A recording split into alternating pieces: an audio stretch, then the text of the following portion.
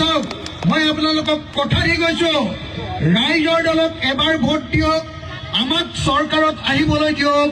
তেতিয়া মই 1971 চনৰ আগতে অহা সকলো মানুহকে NRCত নাম ভৰাই তেওঁলোকক সকলোকে এখন এখন আইডেন্টিটি কাৰ্ড দি দিম, যাতে অসমৰ কোনেও কাকো দিগদাৰ কৰিব নোৱাৰে।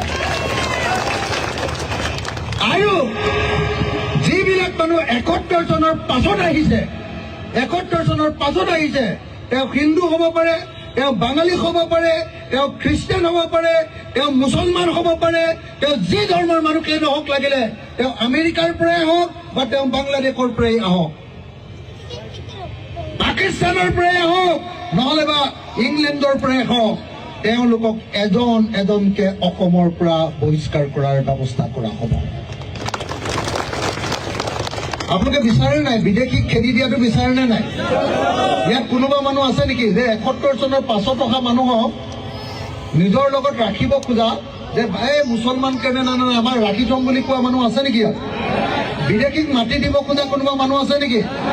মই আপোনালোকক সঁচাকে অনুৰোধ কৰিছো, নহলে বাহিৰত তেহেঁতি উলিয়াই থাকে, এই অখিল গগৈ মুছলমানৰ লগত বিদেশী বিলাকৰ লগত কথা পাতিলে। মই চবকে এবাৰ হাত দাঙিবলৈ অনুৰোধ কৰিছো, যিসকলে বিচাৰে যে 1971 চনৰ পাছত অহা বিদেশী বিলাকক খেদি দিব লাগে। কিমান মানুহে বিচাৰে বিদেশী খেদি দিব?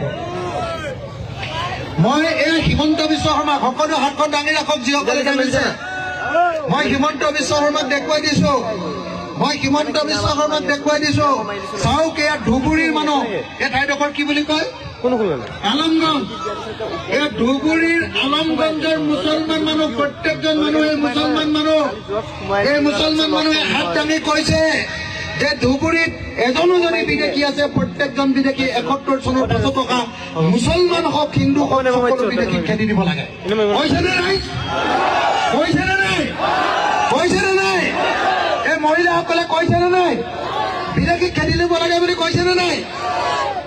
চক, আপোনালোকে চক, মুছলমান মহিলাসকলে কৈছে যে 71 চনৰ পাছত অহা বিদেশী বিলাকক খেদি দিব লাগে।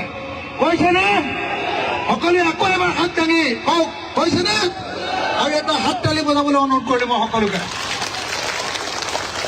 এয়া চাওক কেনেকৈ মুছলমান মানুহে বিদেশী খেদিবৰ কাৰণে কৈছে। হিমন্ত বিশ্ব শৰ্মাহঁতে এনেই হিন্দু মুছলমানৰ কাজিয়া লগাবৰ কাৰণে গোটেই ধুবুৰীৰ মানুহবিলাক, গোটেই বৰপেটাৰ মানুহবিলাক, গোটেই গোৱালপাৰাৰ মানুহবিলাককে বিদেশী বুলি ক'ব খোজে।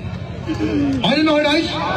সেইকাৰণে মই ইয়াৰ পৰা স্পষ্ট কৰি দিছো যে বিদেশী মুক্ত অসম আমি তৈয়াৰ কৰিম, কিন্তু বিদেশী মুক্ত অসম তৈয়াৰ কৰোঁ